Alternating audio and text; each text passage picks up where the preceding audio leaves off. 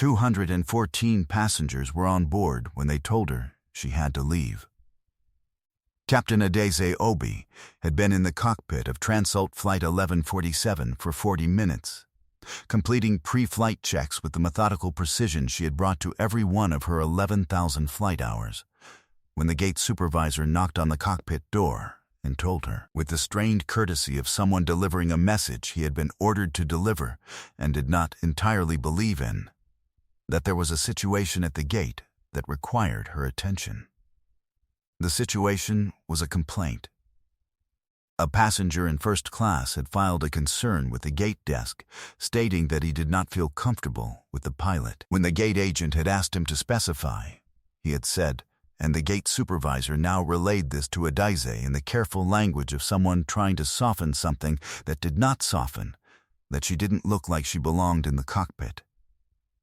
The gate supervisor said the airline's protocol required them to act on passenger safety concerns. Adeze said she was the captain. He said he understood that.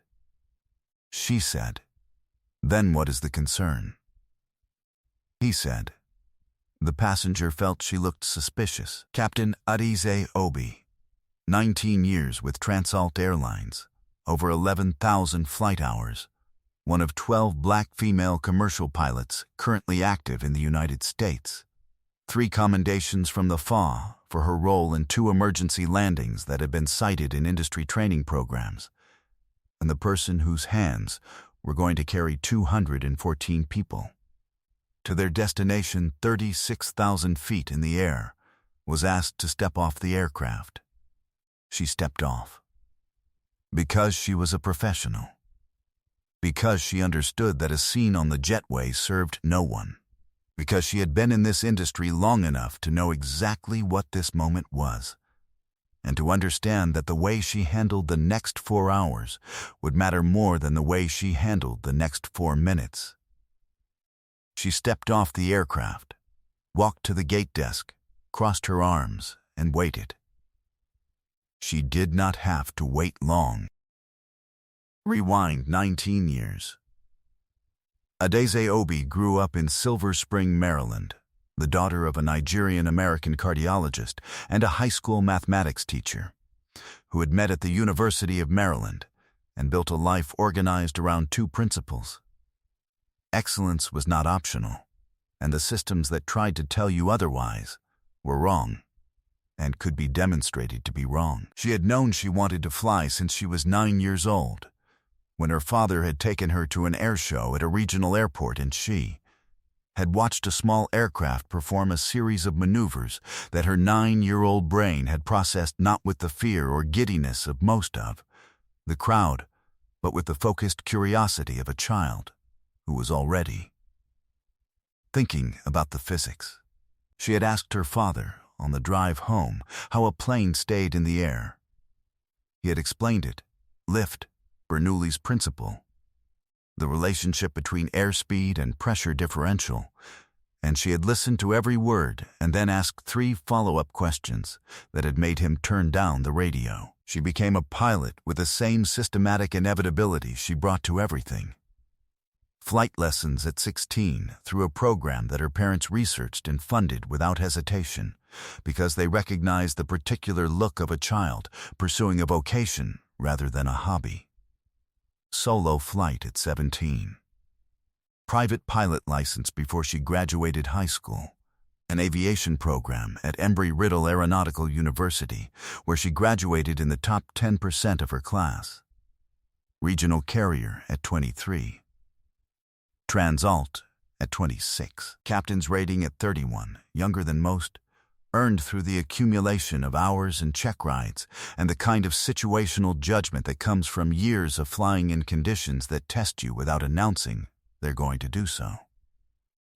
She had been one of the youngest captains in Transalt's history when she earned the rating. The airline had issued a brief internal announcement. A few colleagues had sent congratulatory messages. The rest of the promotion had been absorbed into the ordinary administration of a large carrier, which was entirely as it should be. She had not wanted ceremony. She had wanted the work. The work was what she had always been in it for. Not the uniform, not the commendations, though she took genuine pride in both, but the particular, irreducible experience of being the person in command of a complex machine at altitude, responsible for 200 lives at a stretch, making thousands of micro-decisions per hour with a trained mind operating at the level of automatic competence that only comes from years of deliberate practice. She was good at this the way certain people are good at the thing they were built for. You could hear it in how other pilots talked about flying with her. The phrase that came up most often, from first officers and jump seat observers and the check airmen who had evaluated her over the years, was that she made it look easy, which was the highest possible compliment, because nothing about it was. She had been through incidents before. Not as visible as this one, but incidents. The passenger who had knocked on the cockpit door to ask if she was really the pilot. The ground crew supervisor who had directed his pre-departure briefing to her first officer and addressed follow-up questions to her first officer until she had said once, clearly, "You can direct those to me." The hiring interview early in her career at a regional carrier where she had been asked, by a panel of 3 white men, whether she thought she would have trouble commanding the respect of a crew. She had answered that question with such precision and composure that one of the 3 men had hired her on the spot and later told her, after she had moved to Transalt and long past caring what he thought, that it had been the best interview answer he had ever heard. She knew what this moment was. She had known before the gate supervisor finished his sentence. What the passenger in first class did not know, when he looked at her walking the jetway in her captain's 4-stripe uniform and decided that she looked suspicious, was any of that. He had looked at her and seen something that did not match the image in his head. The image built by decades of looking at cockpit crews that had been, until very recently and still overwhelmingly, white and male. And he had decided that the mismatch was a problem worth reporting. He had not questioned the image. It had not occurred to him to question it. He had only questioned her. His name was Gerald Marsh. He was 53 years old, on a corporate travel account, and he had been flying Transalt twice a month for 11 years without incident, which is to say, without ever having been in a situation that required him to examine the specific architecture of his assumptions. He was about to spend 6 hours doing exactly that, in seat 2A, surrounded by 213 other passengers who were going to develop their own opinions about what had caused the delay. The gate supervisor's name was Kevin Bauer. He had been with Transalt for 7 years, managed the gate desk at Terminal C for 4 of them, and had processed approximately every variety of passenger complaint that an international hub airport could generate. Delayed baggage, seat disputes, gate change meltdowns, 2 incidents involving passengers who had brought undeclared emotional support animals the size of medium-sized dogs. He had not previously processed a complaint about a pilot. He had processed this one because protocol required documentation of all passenger safety concerns before departure, and because Gerald Marsh had been specific and insistent at the gate desk in the way of people who are accustomed to having their specificity and insistence produce results. Kevin had asked him twice to identify a concrete safety concern. Gerald had used the word suspicious 3 times, and the phrase doesn't look right twice without adding anything more specific. Kevin had explained twice that doesn't look right was not a safety-relevant basis for action under the protocol. Gerald had said that was Kevin's opinion and that he wanted to speak to a supervisor. Kevin had a choice to make, and he made the one he would spend the rest of that day thinking about. He knocked on the cockpit door. He delivered the message with the strained courtesy of someone who knew, while he was doing it, that he was doing the wrong thing and had not yet found the mechanism to stop himself. Now Captain Obi was at the gate desk in her uniform, arms crossed. waiting with the focused patience of a professional who has learned that controlled stillness communicates more authority in a difficult moment than raised voices do. Kevin was looking at the departure board. Gerald Marsh had returned to seat 2A. And the aircraft, Flight 1147, 213 passengers settled in and ready, was sitting at the gate with its captain on the wrong side of the jetway door. What Kevin did next was the decision that the subsequent review would cite as the one that made everything that followed possible. He called his shift supervisor. Then, because 7 years in this building had given him a specific and functional moral compass about the difference between a safety situation and something else, he called the airline's chief pilot office. The chief pilot at Transalt's regional hub was a man named David Reyes, who had been in commercial aviation for 31 years.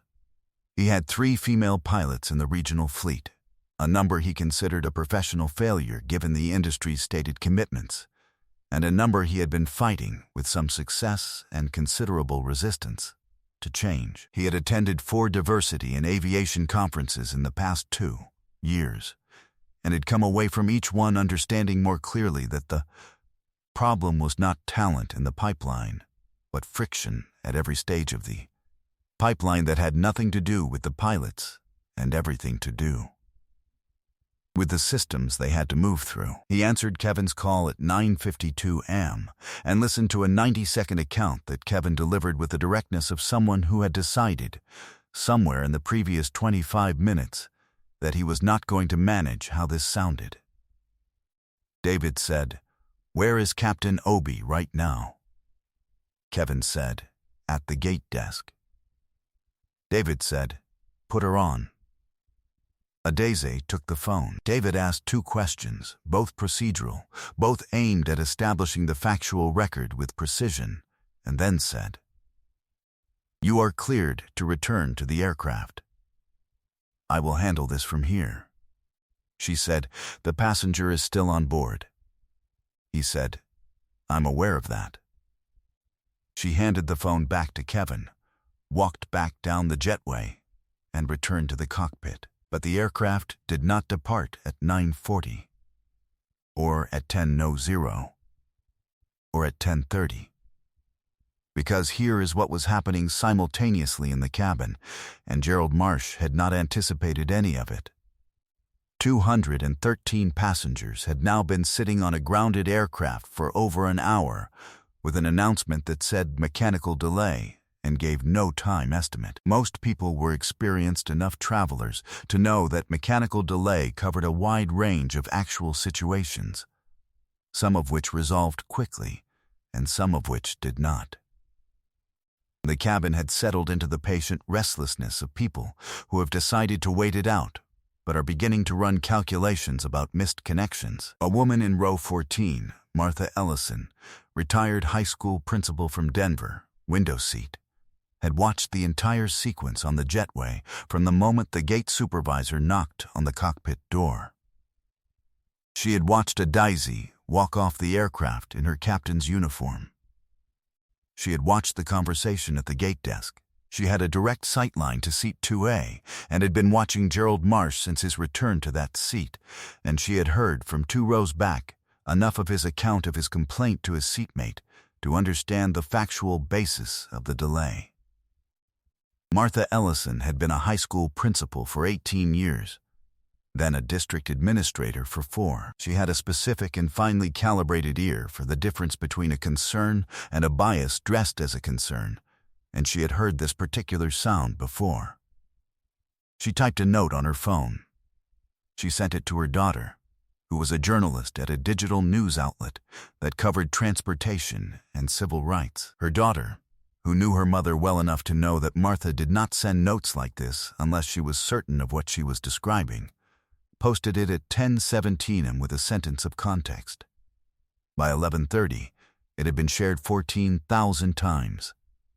By 1 p.m., 3.5 hours into the delay, several passengers on the aircraft had seen the post, and the story it described was circulating through the cabin with the specific velocity of information that confirmed something people already suspected. The flight attendants were fielding questions. 2 passengers had requested to speak with a supervisor. One was a federal judge from row 7 who said he was less interested in his connecting flight than in understanding, with specificity, the safety basis for the delay. David Reyes had been on the phone for 3.5 hours.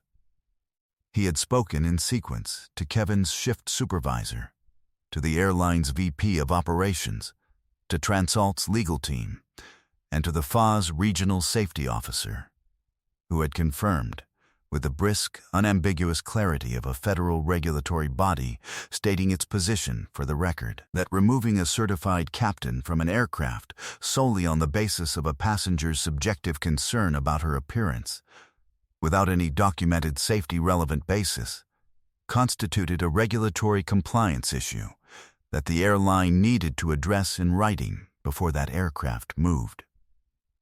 He had spoken to the airline's chief diversity officer. He had spoken to the VP of customer relations. He had spoken, by noon, to Transalt's president, a conversation that had been preceded by a briefing on the social media situation, the FAA's position, and the federal judge in row 7, who had now formally requested to speak with a senior airline representative. The conversation with the president had been the shortest. The president asked one question: "Is Captain Obi qualified to fly this aircraft?" David said, "Captain Obi is one of the 12 black female commercial pilots currently active in the United States. She has 11,000 flight hours, 3 FAA commendations, and a record of emergency handling that has been cited in industry training materials. She is one of the most qualified pilots in our fleet." The president said, "Then get her cleared and handle the other matter." Gerald Marsh was removed from Flight 1147 at 2:08 p.m. He was escorted up the aisle by 2 airline representatives and a gate security officer, a procession that covered the full length of the aircraft, through economy, through the business section, past row 7, where the federal judge tracked his progress with the expression of a man making a permanent assessment. By 2:08 p.m., the full cabin knew the factual basis of the delay. Not because an announcement had been made, none had, but because information on a grounded aircraft with Wi-Fi and 213 curious passengers moves faster than official communications can contain it. The Martha Ellison Post had nearly 100,000 shares. 3 news organizations had run brief items. Several passengers had put their phones away because they had seen enough. A few had not put their phones away for the opposite reason. Gerald Marsh walked to the front of the aircraft and did not look at the cabin. Produced the specific silence of a collective assessment that does not require words. The door closed behind him. 40 seconds passed. Then the intercom clicked on. The voice was steady, professional. The voice of a person doing exactly the job she was trained and certified and qualified to do. Captain Adaize Obi said, "Good afternoon. This is your captain speaking. We apologize for the delay this morning. We are now cleared for departure. Flight time to Denver is approximately 2 hours and 20 minutes. Sit back, and we'll get you there." The cabin applauded. Not all of it, but most of it. Martha Ellison in row 14 clapped until her... Transalt Airlines issued a formal apology to Captain Obi within 72 hours.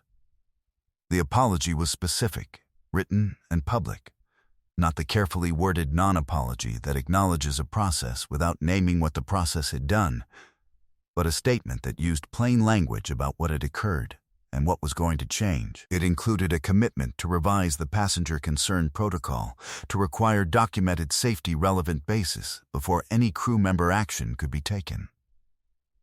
It included mandatory unconscious bias training for all gate personnel, supervisors, and operations staff. It included a formal review of all incidents of this type in the airline's recent history to determine whether the pattern extended beyond this flight. Kevin Bauer was not disciplined.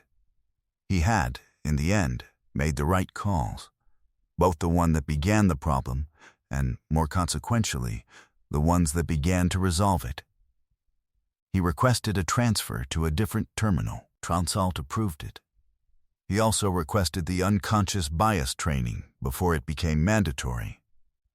Transalt approved that too.